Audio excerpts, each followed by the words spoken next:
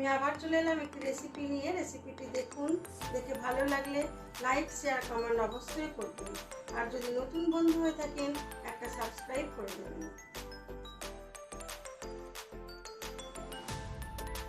আজ আমি এমন একটি রান্না নিয়ে এসেছি যেটি দিয়ে আপনি এক থালা ভাত চেটেপুটে খেয়ে নিতে পারবেন। আজ আমি কিছু চেনা মশলা দিয়েই বানাবো অচেনা কাতলা মাছের কারি, যেটা দিয়ে আপনি নিমিষেই এক থালা ভাত খেয়ে নেবেন। তার জন্য আমি মাছগুলোকে খুব ভালো করে ধুয়ে নিয়েছি। তার মধ্যে দিয়ে দিয়েছি পরিমাণ মতো নুন ও হলুদটা মাখিয়ে বেশ কিছুক্ষণ রেখে দেবো।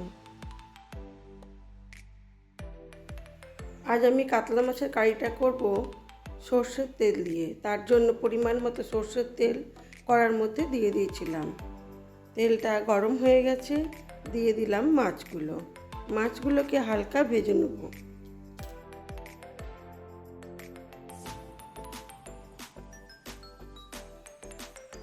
সব মাছগুলোকে একে একে দিয়ে দেবো, দিয়ে মাছগুলোকে ভালো করে ভেজে তুলে নেব।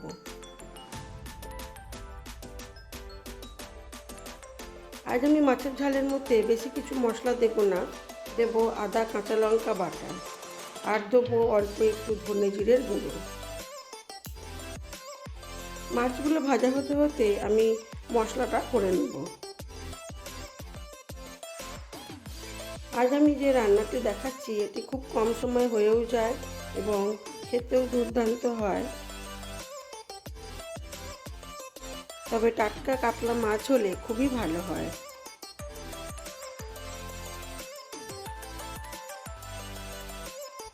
মাছগুলো আমার ভাজা হয়ে গেছে, আমি এবার এগুলোকে তুলে নেব। আর মাছের জন্য আদা কাঁচা লঙ্কাও বেটে নিয়েছি, ধনে জিরের গুঁড়ো করে নিয়েছি। ধনে জিরেটাকে আমি হালকা কড়ার মধ্যে ভেজে নিয়েছিলাম, তারপরে সেটাকে গুঁড়িয়ে নিয়েছি। মাছ ভাজার তেলের মধ্যেই আমি মাছের ঝালটা করব। দিয়ে দিলাম পরিমাণ মতো কালো জিরে, আর একটু রসুন থেঁতো করে দিয়ে দেবো।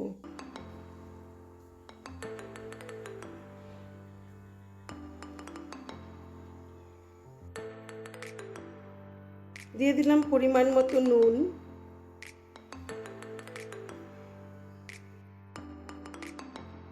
তারপরে একে একে গুঁড়ো মশলাগুলো দিয়ে দেবো।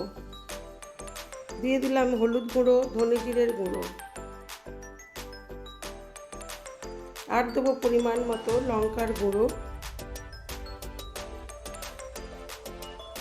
সব কিছু একসাথে ভালো করে কষিয়ে নেব। এর মধ্যে দিয়ে দেবো আদা কাঁচা লঙ্কা বাটা, আর দিলাম অল্প একটু জল, মশলা বেটে রাখার জলটা। এবার এই ঝোলটা ফুটে উঠলে দিয়ে দেবো একে একে মাছগুলো।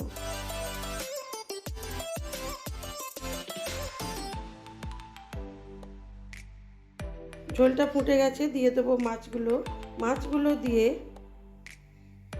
খুব কম আছে 5 থেকে 7 মিনিট হতে দিলেই হয়ে যাবে আজকের কাতলা মাছের কারি।